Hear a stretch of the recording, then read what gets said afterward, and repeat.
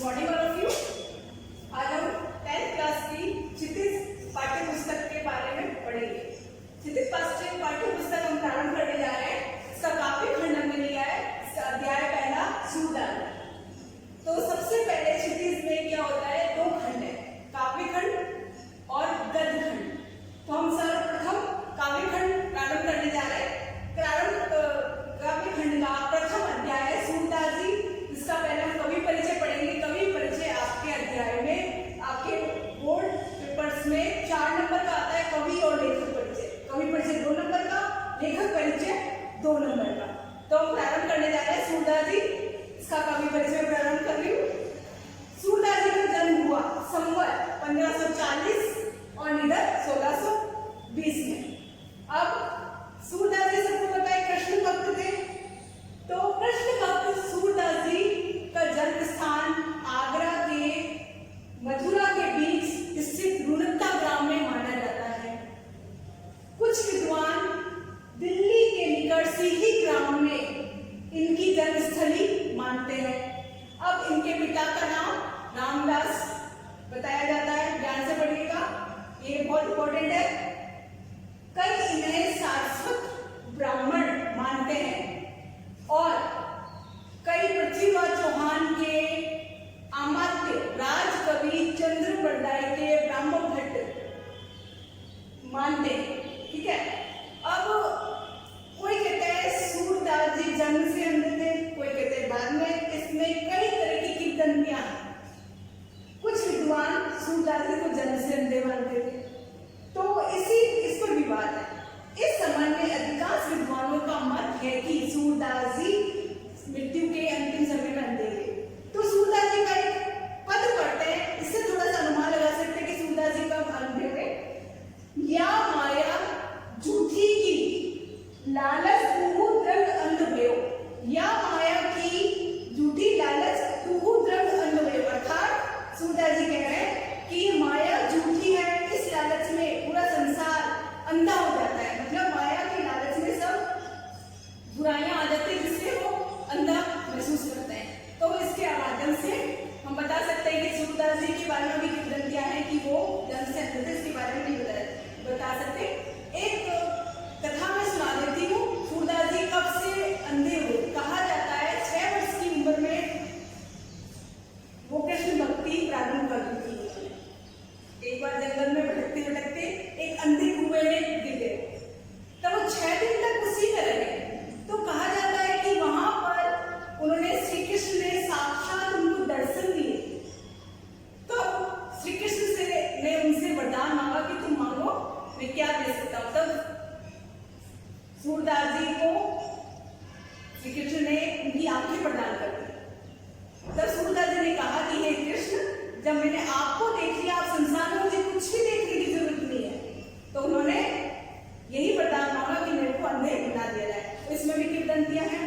ठीक है। अब आगे हम पढ़ रहे हैं कि सूरदास जी ने आचार्य वल्लभाचार्य से दीक्षा ग्रहण की।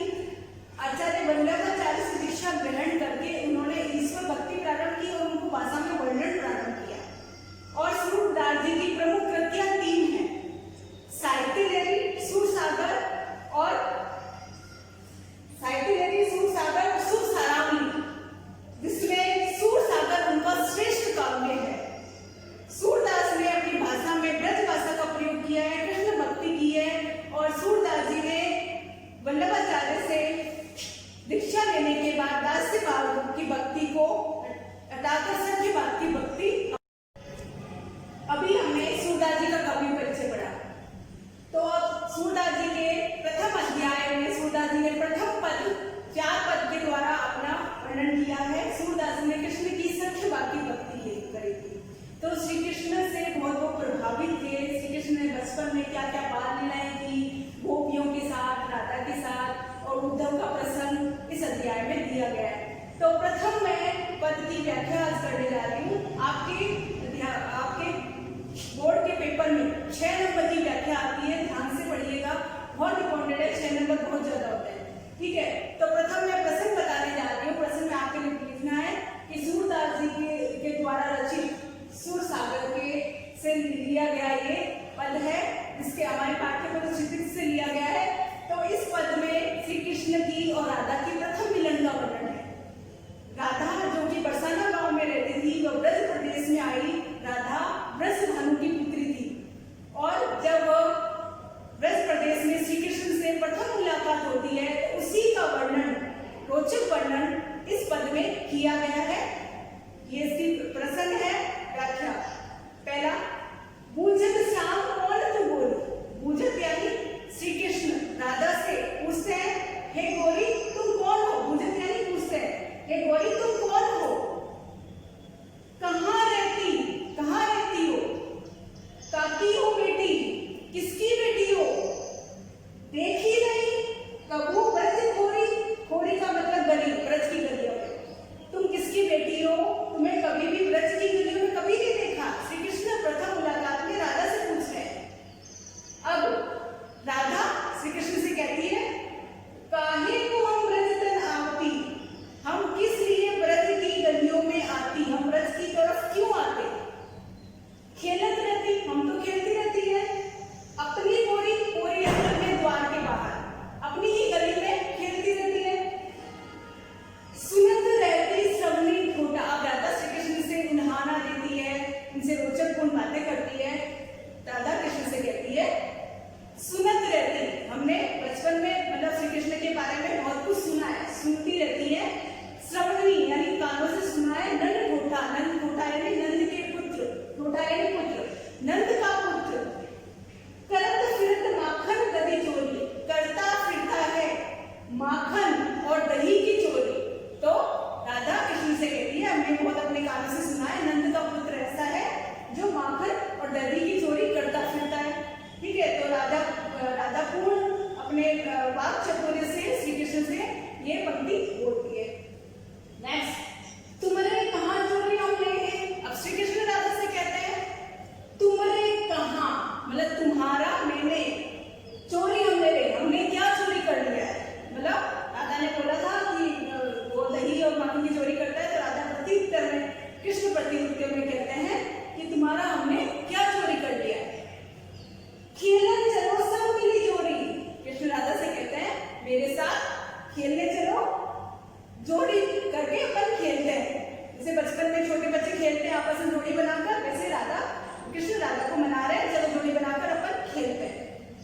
अब सूरदास जी कहते हैं, सूरदास जी अपनी पंक्ति के माध्यम से कहते हैं कि कृष्ण इस प्रकार शिरोमणि है, रस गुण बातों से हर किसी को अपना बना लेते हैं, वैसे ही उसने प्रथम मिलन में ही राधा को अपना बना लिया। अपन वाक चतुर्य यानी अपन चतुर्थापूर्ण व्यवहार से अपने आप को अपना बना लिया। सूरदास प्रभु रसिक शिरोमणि। सूरदास जी कहते हैं, प्रभु यानी श्री कृष्ण, रसिक यानी रस पूर्ण बातों में शिरोमणि है, सबसे ऊपर है। बातनी बुरी, राधिका बुरी, अपनी बातों से, बुराई यानी चतुराई से, चतुराई पूर्ण बातों से राधिका को जोड़ी बनाकर अपने साथ खेलने में बना दिया। अब ये होगी व्याख्या। पहले अपने प्रसंग पढ़ा, फिर व्याख्या। विशेष, विशेष के अंतर्गत क्या होता है, इसमें भाषा बतानी होती है।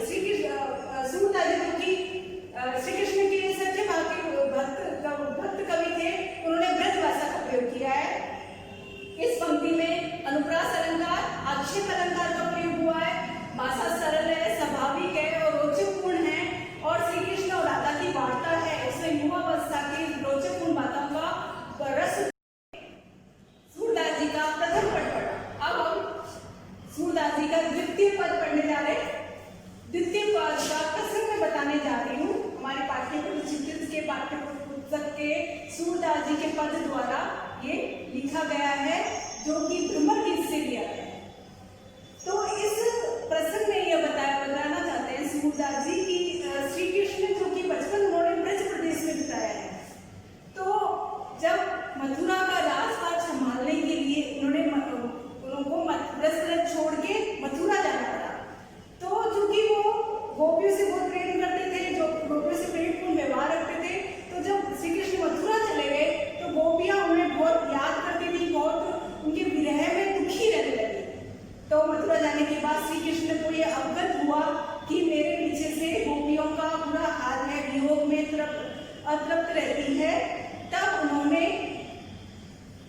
अपने परम मित्र उद्धव, जो कि परम ज्ञानी थे, निर्गुण ब्रह्मा में मान्यता रखने वाले थे, तो उनको भेजा, जो कि गोपियों को शांत करने के लिए, उनकी विरह वेदना को दूर करने के लिए। और एक तरह से श्री कृष्ण एक ही से दो निशाना कर रहे थे। एक तरफ तो वो उद्धव के घमंड को भी दूर करना चाहते थे, क्योंकि उद्धव को घमंड था कि उनको परम ज्ञान है, तो उनको गोपियों को समझाना भी चाहते थे। दूसरा, उद्धव के ज्ञान उनके घमंड को दूर करना चाहते थे। उद्धव समझाने के लिए गोपियों के पास जाते हैं, वो उनको समझाते हैं कि श्री कृष्ण को भूलकर निराकार निर्गुण ब्रह्म को अपना लो, योग अपना लो। तब गोपियां उनके इस बातों को समझ नहीं पाती है, उनको उल्हाना करती है और अपनी बात को किस तरह से सिद्ध करती है, इसका वर्णन इसमें किया गया है। इसमें निर्गुण ब्रह्म का खंडन और सगुण का मंडन किया गया है। ठीक है, तो मैं व्याख्या प्रारंभ करने जा रही हूँ। इसमें उद्धव और गोपियों की वार्ता दी गई है। उद्धव कौन था? श्री कृष्ण का मित्र, जो कि परम ज्ञानी था। तो वो उद्धव उनमें कहते हैं कि तुम श्री कृष्ण को भूलकर निर्गुण ब्रह्मा को अपना लो। तो गोपियां कहती है हम तो सिर्फ श्री कृष्ण से ही प्रेम करती है, अब हमें कोई भी ब्रह्म नहीं चाहिए, कोई भी निर्गुण ब्रह्मा नहीं चाहिए। तो किस तरह से गोपियां और उद्धव की बीच वार्तालाप होती है? तो उद्धव और गोपियों की वार्तालाप को भ्रमर के माध्यम से व्रत किया है। भ्रमर यानी भंवरा। ठीक है, तो पहले स्त्रियां पराय पुरुष से सीधे बात नहीं करते थे, तो वो भ्रमर को संकेत करके उद्धव से कहती है। तो मैं बताने जा रही हूँ पहली पंक्ति। व्याख्या, मधुकर श्याम हमारे चोर।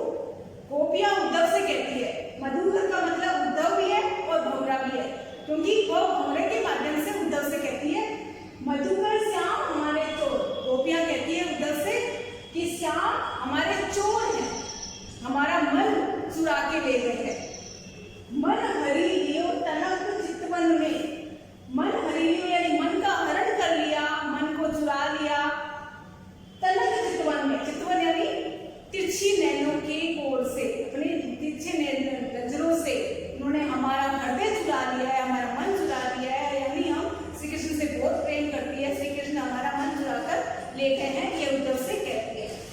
चपल नैनों की ओर, अपने चंचल नैनों की ओर से, ओर यानी कोने से, यानी उनकी आंखें इतनी आकर्षित थी कि उन्होंने हमारे मन को चुरा लिया है। पकड़ उठे हृदय उन अंतर, हमने श्री कृष्ण को अपने हृदय में अंदर से पकड़ रखा है, यानी हमने हृदय में बसा लिया है। प्रेम प्रीति के जोर, प्रेम प्रीति के जोर से हमने श्री कृष्ण को हमारे मन में बसा लिया है, अर्थात हम श्री कृष्ण को किसी भी तरह से भूल नहीं सकती है, मन में श्री कृष्ण ही बसे हुए हैं। गए छड़ाए तोड़ी सब बंधन, इसमें गोपियां कहती है श्री कृष्ण छुड़ाकर सारे बंधन तोड़कर मथुरा चले गए हैं। दे गए हंसनी अकोर, अपने अकोर यानी रिश्वत, अपने हंसी रूपी रिश्वत हमें देकर चले गए हैं, हमारे से सारे बंधन तोड़कर मथुरा चले गए। चौकी परी जागृत निसी बीती, निसी यानी रात।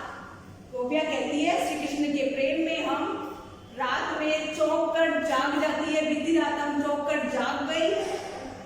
दूध मिलियो एक भोर, सुबह देखा तो भंवरे के रूप में अर्थात उद्धव के रूप में एक दूध मिला। सूरदास प्रभु सर्वस मुखियो, अब सूरदास गोपियों के माध्यम से कहते हैं कि प्रभु ने सर्वस यानी सब कुछ हमारा लूट लिया है, यानी हमारा हृदय मन चित्त सब चुरा कर ले गए हैं। नागर नवल किशोर, नागर यानी चतुर, नवल किशोर हमारे हृदय को चुरा कर ले गए। हम श्री कृष्ण से बहुत ज्यादा प्रेम करती है, इसमें श्री कृष्ण के प्रेम की अभिव्यक्ति होती है, किस तरह से गोपियां उनसे प्रेम करती है। और इसमें विशेष यही है, सूरदास जी ने ब्रज भाषा का प्रयोग किया गया है, भाषा सरल स्वाभाविक है, और इसमें अनुप्रास अलंकार का प्रयोग हुआ है, दृष्टव्य हुआ है, और इसमें श्री कृष्ण की भक्ति के माध्यम से गोपियों के प्रेम विरह का वर्णन सूरदास जी ने किया है। सूरदास जी का तृतीय पद हम प्रारंभ करने जा रहे हैं। तृतीय पद में क्या है, सूरदास जी ने वही द्वितीय वाला जो प्रसंग मैंने बताया सेम है, उसमें जिस प्रकार गोपियां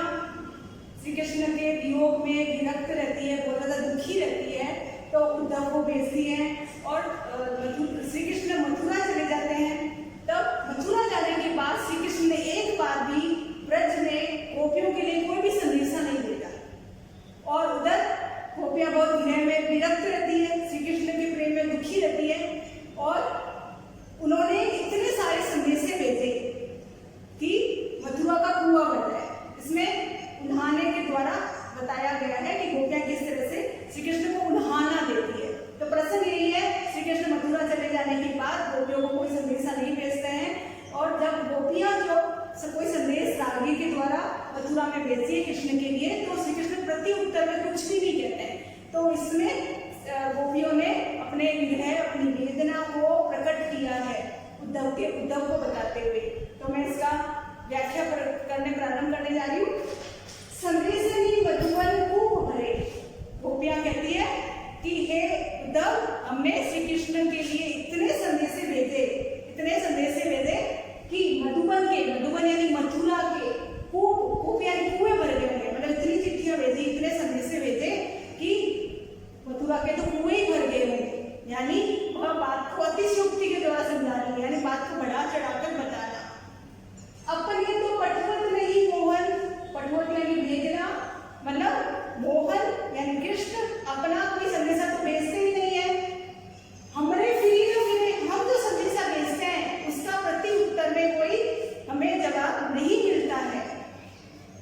जिते पथिक पठे, पथिक यानी राहगीर, पठक यानी पठे यानी भेजे, मधुबन यानी मथुरा को, जितने भी राहगीर ब्रज प्रदेश से मथुरा को जाने को थे उनके माध्यम से हमने संदेशा भेजा। बहुरी न शोध करे, उन्होंने हमारी कोई भी शोध यानी खैर खबर, उन्होंने हमारी कोई भी खैर खबर नहीं ली। यानी संदेश हमने भेजे, वो वापस लौट कर नहीं आया, उन्होंने हमारी कोई खैर खबर नहीं ली। केवल श्याम सिखाए पर वो थे, क्या उनको श्याम ने सिखा दिया है कि वो वापस नहीं लौटे? बीच मरे या वो बीच में मर गए? कौन? जो संदेशा देने वाले थे राहगीर, जिनको गोपियों ने संदेशा भेजा था, क्या वो रास्ते में ही कहीं मर गए? ऐसा गोपियां उल्हाना दे रही है। कागज भरे मेघ मसी फूटी, यानी मथुरा के क्या कागज बरसात के पानी से गीले हो गए जो श्री कृष्ण संदेशा नहीं भेज रहे। मसी फूटी यानी कि स्याही, मसी यानी स्याही क्या खत्म हो गई है मथुरा की, तो श्री कृष्ण इतना लिख भी नहीं सकते हमारे लिए कुछ संदेश। सरदर लागी गए, के पहले क्या पेन वगैरह तो होते नहीं थे, तो एक सरकंडे का एक लकड़ी से वो लिखते थे।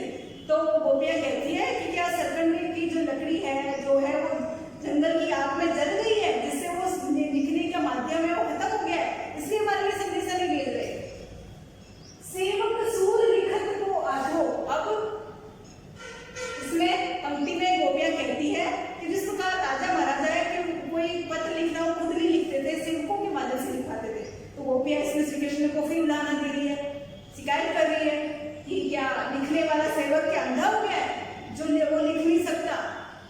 पलक कपाट अरे, उसके पलक रूपी कपाट है यानी दरवाजे क्या बंद हो गए जो उन्हें वो कोई संदेशा लिख नहीं सकता। तो ये पूरी व्याख्या हुई। अब इसमें पूरे में व्याख्या का सार यही है कि इसमें गोपियां किस तरह से श्री कृष्ण को उल्हाना दे रही है कि श्री कृष्ण हमें मथुरा जाकर गोपियों को बिल्कुल ही भुला दिया है, हम याद ही नहीं करते हैं, और ये उल्हाना देती है। इस विशेष में बता देती हूँ, इसकी भाषा है ब्रज भाषा, ब्रह्मगीत से लिया गया है। इसमें भाषा सरल है, स्वाभाविक है, अनुप्रास अलंकार का प्रयोग हुआ है। ठीक है, तो गोपियों ने उल्हाना देकर अपनी बात को समझाना चाहा है और अपने श्री कृष्ण के प्रति अपनी प्रेम की मार्मिक अभिव्यक्ति। तो श्री कृष्ण सूरदास जी का अपन चतुर्थ पद पढ़ने जा रहे हैं, जिसमें कि प्रसंग वही चल रहा है जिसमें कि श्री कृष्ण मथुरा चले गए ब्रज प्रदेश छोड़कर, गोपियों को विरह व्याकुल छोड़कर, और वापस वो नहीं आते हैं। तब श्री कृष्ण अपने प्रिय मित्र उद्धव को, जो कि निर्गुण परम ज्ञानी थे, उनको भेजते हैं गोपियों को समझाने के लिए कि वो श्री कृष्ण को भूलकर निराकार निर्गुण ब्रह्म को अपना ले। तो इस प्रकार निर्गुण ब्रह्म का खंडन और सगुण दुर्गा का मंडन श्री कृष्ण सूरदास जी ने किया है। तो इस पद में का प्रसंग यही है कि गोपियां उद्धव को अपने व्यंग्य बाण से अपनी बातों को सिद्ध करती है और उद्धव को गलत साबित करती है कि उनका श्री कृष्ण के प्रति जो प्रेम है उसके बराबर और कोई नहीं, उसकी जगह कोई नहीं ले सकता। वो सिर्फ श्री कृष्ण पे ही प्रेम करती है, उनके अलावा उनके मन में और किसी के प्रति कोई भावना जागृत नहीं हो सकती। ये हो गया प्रसंग। मैं व्याख्या प्रारंभ कर रही हूँ। उद्धव मन माने की बात, गोपियां उद्धव से कहती है, हे उद्धव, ये तो मन मानने की बात है। अर्थात उद्धव उन्हें कहता है कि आप श्री कृष्ण को भूल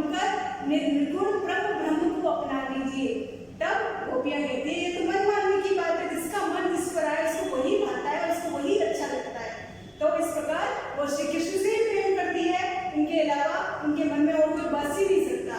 हे उद्धव, मन मानने की बात है, दाग छुआरा छाड़ी अमृत फल। जिस प्रकार इसमें गोपियां उदाहरण के द्वारा अपनी बात को सिद्ध करती है।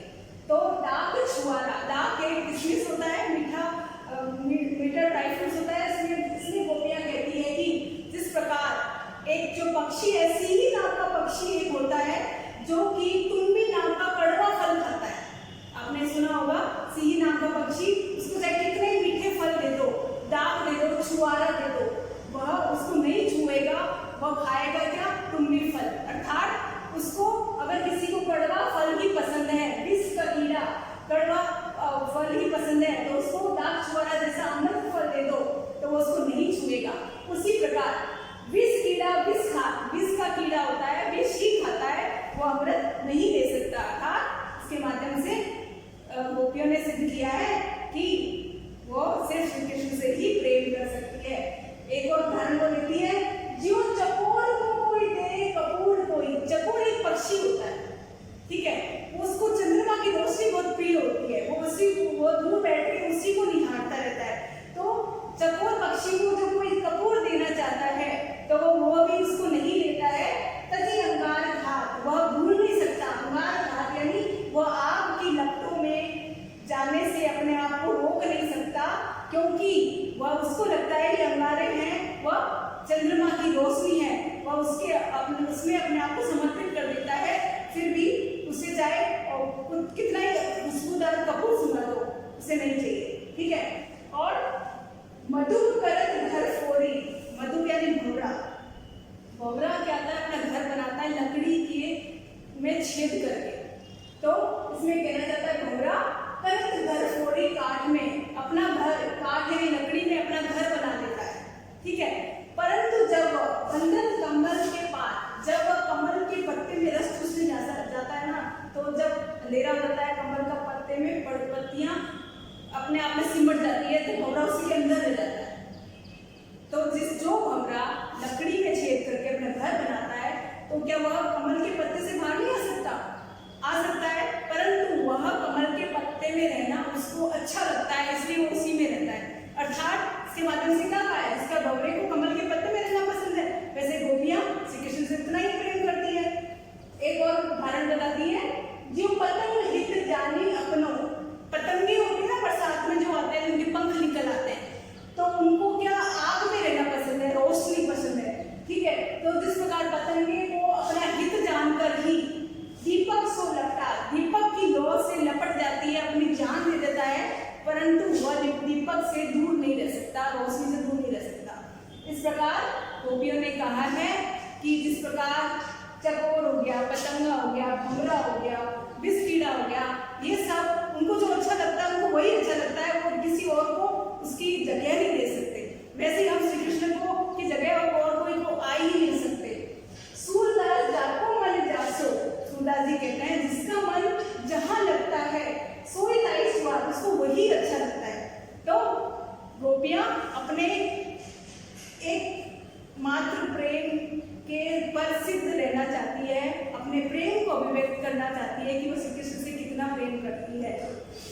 और इसमें सूरदास जी ने ब्रज भाषा का प्रयोग किया है, अलंकार का सुंदर प्रयोग हुआ है, उदाहरण के माध्यम से गोपियों ने अपनी बात सिद्ध की है। गोपियों का विरह वेदना भी व्यक्त हो रही है कि किस तरह से श्री कृष्ण से व्याकुल होकर वो प्रेम करती है। अब ये